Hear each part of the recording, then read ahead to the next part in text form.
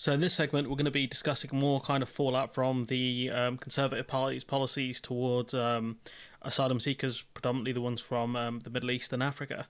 So, more asylum seekers, the BBC putting migrants as always because the BBC don't care about language. This is just more complicity from the BBC in my opinion. 6 people died after a boat carrying asylum seekers sank in the channel off the French coast.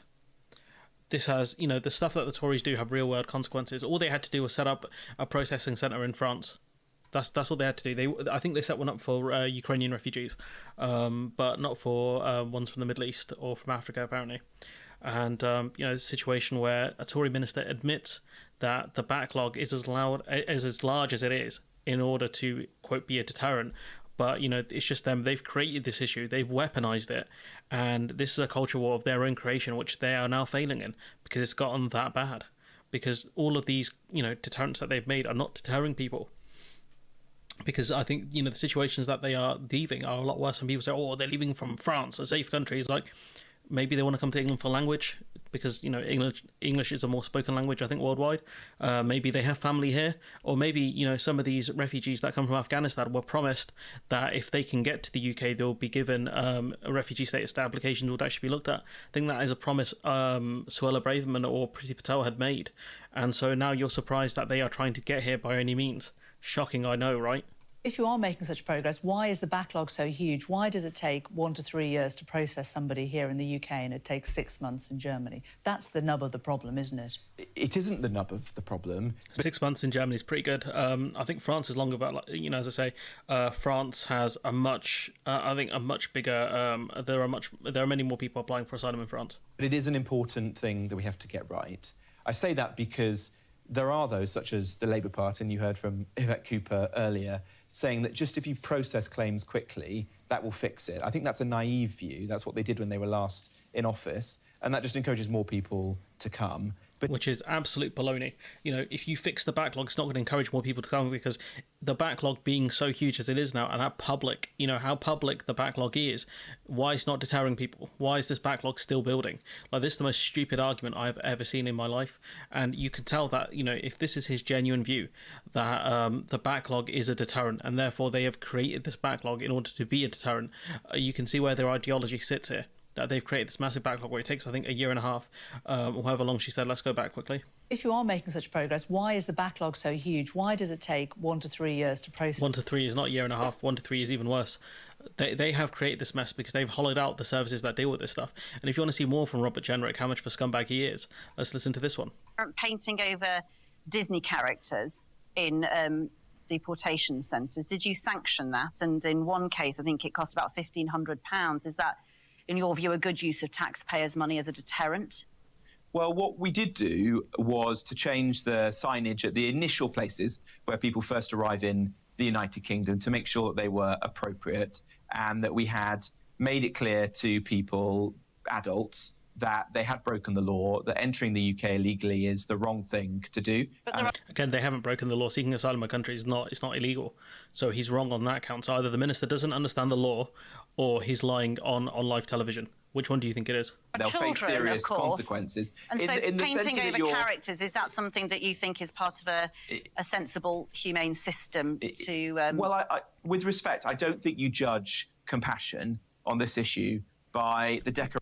100% you discuss compassion on this issue, that we are making it so that these people, making it as difficult as we can for people to come here to seek asylum, and then you make it so that children feel more uncomfortable, children that have escaped war zones, potentially extreme poverty, all sorts of things, children that have made a perilous journey, and then you're like, nah, let's cover up all these cartoon characters, let's make this as miserable a process as we can make it for them.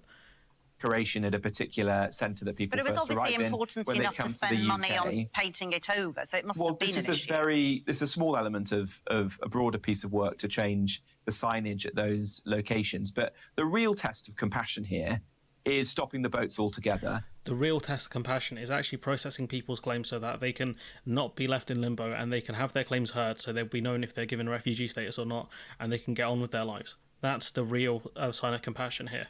And I have worked incredibly hard in the last 9 months.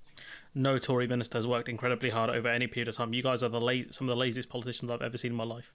To do that, because I'm absolutely disgusted as a parent to see young people, children, being put into small boats, being exploited by people smugglers. And they're not being exploited by people smugglers. It's often, I think, parents who want to give their kids a better life, and so they seek refuge here because we are seen as still a decent country, especially compared to the ones they are leaving. So this argument is making here that these children are being exploited is 100% untrue.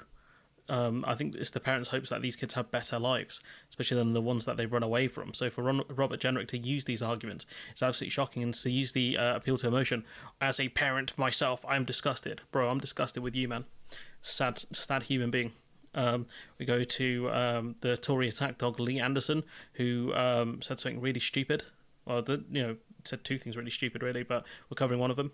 We are stopping the boats. But isn't the truth of it, your party has completely and utterly failed everyone. This is out of control. We're in power at the moment. I'm as you say, the deputy chair of the Conservative Party. We're in government, and we have failed on this. There's no doubt about it. We said we're going to fix it.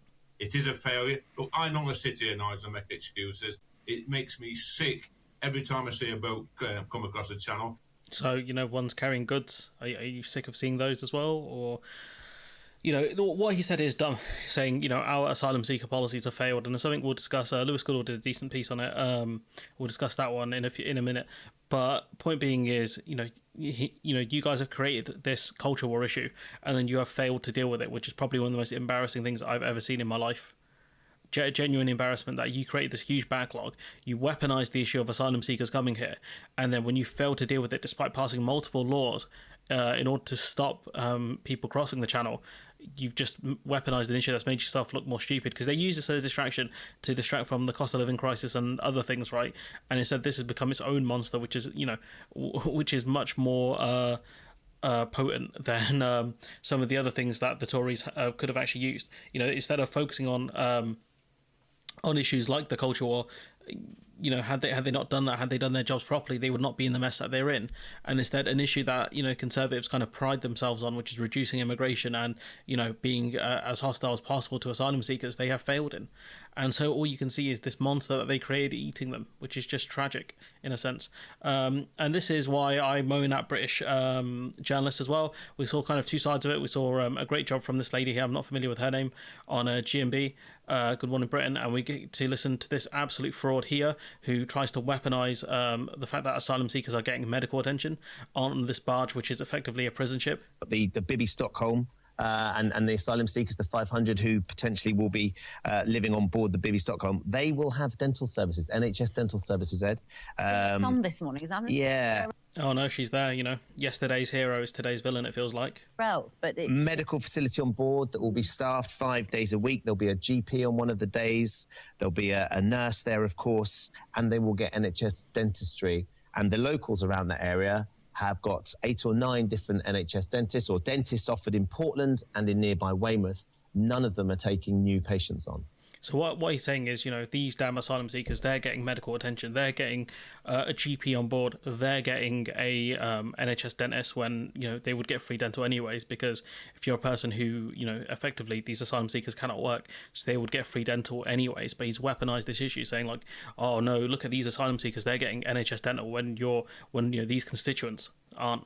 The people who live in these areas aren't, when the problem isn't the fact that, these asylum seekers are getting dentistry care. It's the fact that the Tories have created a system where it doesn't incentivize dentists to essentially kind of work for or be a part of the NHS. Dentists in this country are private, but they can take on NHS patients, and effectively you cover a bit directly, and the dentist gets some reimbursement from the NHS. But the problem is it's not financially for them. It's not it doesn't work for them, for whatever reason. If the pay isn't good enough from the NHS, or the admin costs or whatever, for whatever reason they've decided that they would rather just stay private and not take NHS patients. Maybe that's something where the government could discuss it with the dentist to see how could we make it a more viable system, or make real changes to the system, make it maybe more like the GP system. I don't know. But the point being is that, for him to weaponize this issue of constituents not having dentistry, how about no one has it then? none of us can have nice things because of douchebags like this guy who probably can go private. He can afford to go private. These clowns like him, what they'll do is they'll weaponize an issue, and no one has nice things because he would rather create a cultural issue, a wedge issue, rather than asking the real question, which is why is it the case that these constituents cannot get NHS dentistry? Is it because of what the government have done over the last 12 years? Come on, dude, it's not hard, to ask serious questions. But instead, instead of doing, his job, which is to hold the government accountable, he decides to be a stooge. Honestly, just embarrassing, bruv. This is the state of British journalism, and, like I said, yesterday's hero, today's villain. Sad that she didn't call it out, despite, calling out generic in a different clip. And this is the state of the barge that, it had Legionella bacteria. The government forced people onto this barge, and then they had to march them off. And then you've got you've got this lady here. Actually, I'll switch these around. Robert Jenrick here saying, if you don't want to go on the barge, then you're going to be effectively made homeless. Now, we have always been a compassionate, tolerant and welcoming country. We've never been a compassionate, tolerant, welcoming country. Not fully. Rishi, mate, you work for a party that doesn't even like you that much because your skin colour, let's be honest. Choose to turn down perfectly acceptable accommodation such as the barge, then we give those people due notice. If they don't change their mind, then we do withdraw their accommodation support at the moment. Sorry, I don't quite understand what that means when you say you withdraw accommodation support. So what happens to them then? Well, if they choose not to take the accommodation that's provided by the taxpayer for whatever reason, then they have to look after themselves. So you just let them go? They just wander off freely and go wherever they like, or what? Well, they would have to make their own arrangements. Be homeless. That's what he's saying here. And this is the state of some of the people in the British public, and I hope to God Labour are not chasing this, voters like this lady here. Because I think, Patricia, you think we should be... And why she's being platformed on national radio, I don't know. Especially because the one of the people, the producers, would have a relatively good idea of what she's going to say, and this is just wow. Hard line on this. Tell us more. You want my opinion? No one wants your opinion, but we are where we are. I do. That's what it's all about. Right. I think it's very tough, and I'm sorry there will be some deaths. I truly am sorry about that, but we should not let them land. Sorry, what did you say? We should not let the boats land. No, the bit before you... I'm truly sorry that there will be some deaths, because when the boats turn back, there will be some deaths, and that's really, really a bad thing. So effectively what she's saying is, to push these boats back or whatever, or to sink them. I had this exact argument with someone I knew a few years ago, where he said we should just sink the boats. So I was like, you want the Royal Navy to sink civilian ships? He goes, yes. I go, okay, so you're on this ship, right? Are you going to pull the trigger and kill a bunch of civilians? And he paused, and he didn't say anything, because he wouldn't have the guts. He wouldn't have the guts to do it. So for him to ask the Royal Navy to make a decision he personally would not do, it's pretty shameful. For him to ask, for him to want the Royal Navy to sink civilian ships, I think it's a war crime potentially. I think it's international crime definitely. And yeah, these are the sorts of people in the within this country. Unfortunately, you get lunatics in every country, but we know of these because for some reason they call into a radio show and they get platformed. But the fact is, why he's platforming this lady, I don't know. But I don't think he even calls it out. Because when their boats turn back... I would have just stopped her and been like, you're an idiot. You're an idiot, you don't understand international law, but we are where we are. And I hope to God Labour are not chasing voters like her, because if they are, we're in for a rough week. You've got Paul McNamara saying, quote, this is the Conservative Party chairman saying that the Conservative Party have been a failure, ellipses. Tories from the right of the party who agree with Lee Anderson in principle texting me today saying, how has he kept his job? Another saying people have been fired for a lot less than calling ourselves a failure, end quote. And it's true, he's admitted that the Conservative Party have failed. Lewis Goodall was saying, like, Lee Anderson has effectively printed Labour's next leaflet for them. He himself, he said it himself, the government has failed on immigration, when this has nothing really to do with immigration, but because the Tories have, kind of put this all into one thing, immigration and asylum seekers, they've made themselves look stupid, because not only are we seeing kind of record amounts of immigration, we're also seeing a huge influx of asylum seekers, and by conflating the two together, they've made their own situation worse. To carry on, this from Kieran Jenkins of Channel 4, talking about the backlog and how kind of Rishi Sunak's fumbled this one. Rishi Sunak promised that by the end of this year he'd clear the asylum backlog. Now, Downing Street later backtracked and said he was only talking about a legacy backlog of asylum cases, those in the system before 28th of June last year. It's a weird date to randomly pull out the 28th of June last year, especially when chances are he won't clear that backlog, and that's something Kieran discussed in a minute. But, you know, it's weird he's saying we're going to clear the backlog, you know, end of this year, and then be like, we're going to pick this very specific date. Very strange for him to do that. Maybe they thought it was a manageable target, but, you know, this is the man who said he's going to halve inflation. Fat chance of that. So how is he doing? Well, here's where it was at the end of June last year, just over 100,000 cases in the legacy backlog. And look, some steady progress down to just under 88,000 by January 2023. Then last month was the best month-on-month change since we started to count the legacy backlog. The government managed to clear then around 8,500 claims, more than double the previous month. So are they on track then to clear the legacy backlog this year as promised? Well, processing could end up being quicker or slower, but at the far end here is a projection based on that best rate the Home Office has managed, and it shows that by the end of the year, even at that best rate, there would still be not 0, but 20,000 claims in the legacy backlog. So he's got no chance of even clearing the target he's set. And, you know, for a guy who's meant to be good at maths, or at least keeps telling people they need to do more maths, it's a bit weird that he couldn't project it and see these numbers.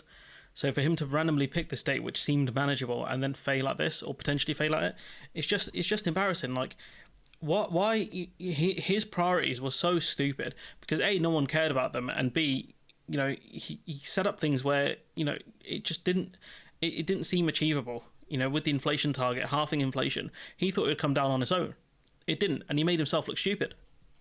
Now, the government insists that it is on track to clear it, that productivity is improving, and that it has more staff in post to process claims. So let's take that projection away. And remember, we've been talking here about the legacy backlog of cases before the end of June last year, the orange bars here. But of course, asylum cases didn't stop then. These grey bars you're going to see show the second backlog of claims made after that cutoff date has been growing, and you put these two backlogs together and you get the total backlog. So what's happened to that? Well, when Rishi Sunak promised to clear the legacy backlog back in December 2022, the total in the two backlogs was 100. It's going to get very confusing, but point being, he set himself a target, so we're going to clear the backlog. Then he's like, actually, we're not going to clear the backlog. We're going to clear some of the backlog before this specific date. And then it turns out he looks like he's failing at that as well. So I don't know. The geezer has probably... I think it seems like he's hired Ed Miliband's team from 2015, the worst, exclusive. An Afghan refugee, an Afghan intelligence analyst who played a key role in helping the British military in Kabul has been threatened with deportations through Rwanda after fleeing to the UK on a small boat. A person who helped the British military in Afghanistan fight the Taliban, who are some of the worst people on the planet, has been told he might face deportation to Rwanda. This is a person who applied through the refugee scheme the UK set up. You know, what the hell is going on? Honestly, genuinely, you know, they talk about, oh, we only want genuine refugees. This is a genuine refugee, because if this man stayed in Afghanistan, they would have killed him. We offered him asylum. We told people in Afghanistan, especially the ones who helped the British military, you know, get here by any means, and we will try to get you asylum. We'll try and offer that. What's happened to that promise? Honestly, this is a real problem for Britain, especially in the future. Why would you help the British military in the future if you know that if the goons come back and your country isn't safe anymore, you're not going to be given asylum? So what that means is you might get killed by those goons again.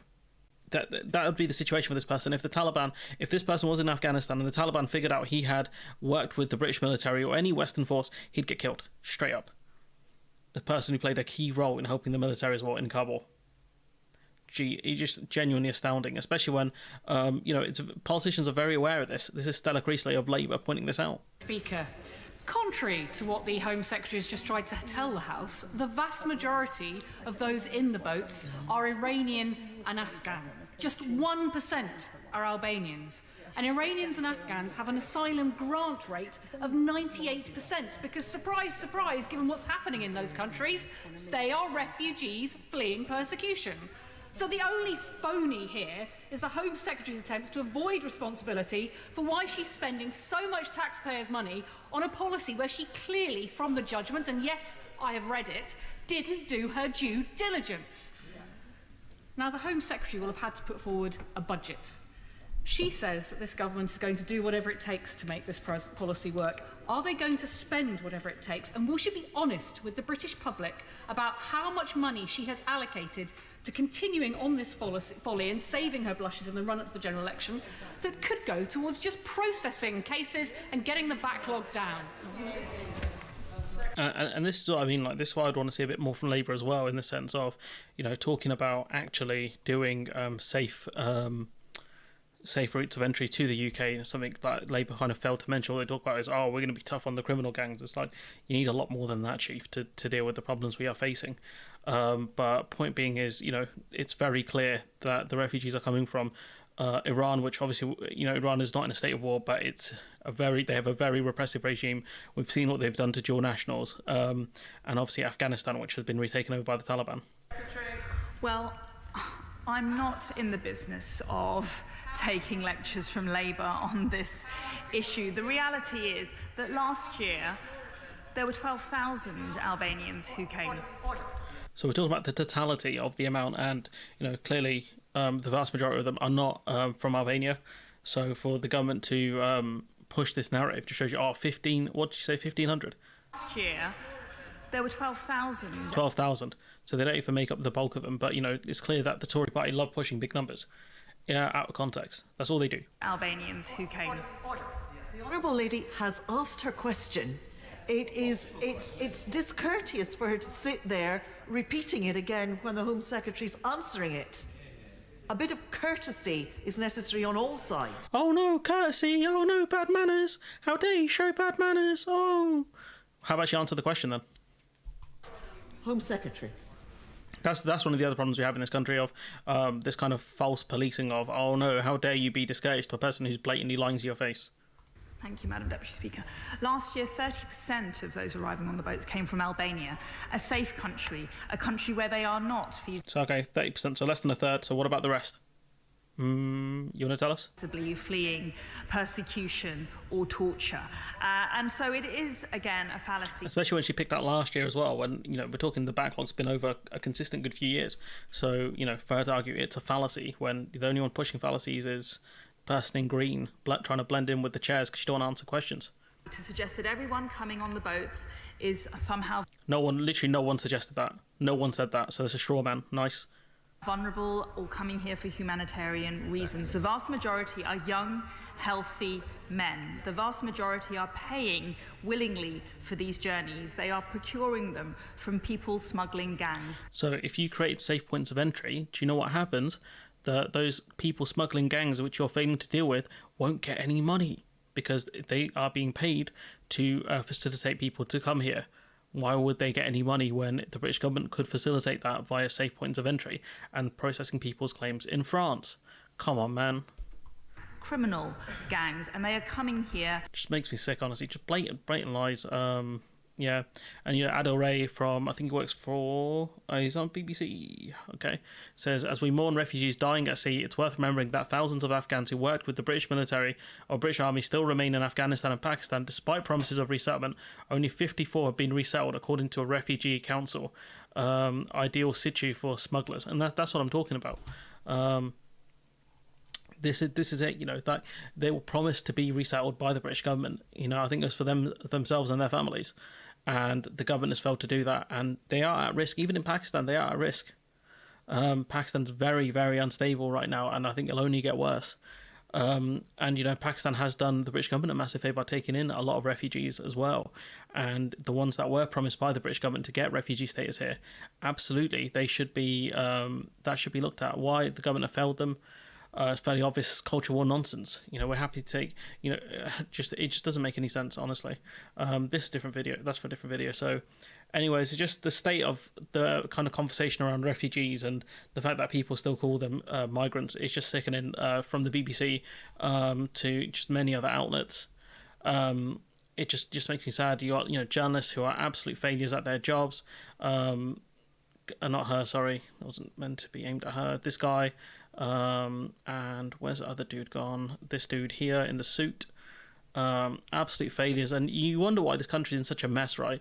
Because you've got politicians who create culture wars, huge, massive culture wars. You got a British public that are very uneducated on certain topics, and you have journalists who refuse to do their jobs to educate people and hold people accountable. And you wonder why this country's in this mess. I think it's partly due to that, honestly. But anyways, before I have a massive depressive episode, let me know what you think in the comments below. Like, comment, share, subscribe, support the channel on Patreon if you can, and hopefully I'll see you in the next one.